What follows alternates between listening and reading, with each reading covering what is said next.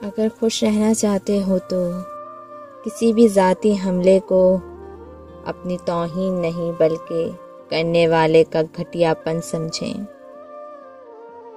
मैं ऊंची आवाज़ों से नाकाबिले बयान हद तक नफरत करती हूँ और मेरी बदकिस्मती ये है कि मैं ऐसे लोगों से घिरी हुई हूँ जिनके पास अपनी बुलंद आवाज़ के अलावा कोई हुनर नहीं। हर वक्त सब्र ही इलाज नहीं होता, कभी कभी तरीका, सोच या सिम तब्दील करना भी ज़रूरी होती है। मैं हर दफ़ा खुद को यही समझाती हूँ, अगर वो तुम्हारे बगैर ठीक है तो तुम भी उसके बगैर ठीक रहो।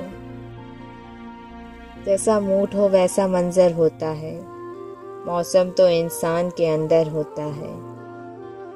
हमारा अलमिया ये है कि जब तक हमसे नेमतें छीन नहीं जाती हमें उनकी कदर नहीं होती।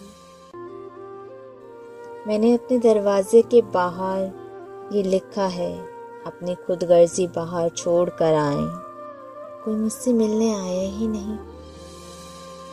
मैं नफ़रतों से निमटना तो खूब जानती हूँ, मगर ये लोग मोहब्बत से वार करते हैं, मोहब्बत से वार करते हैं।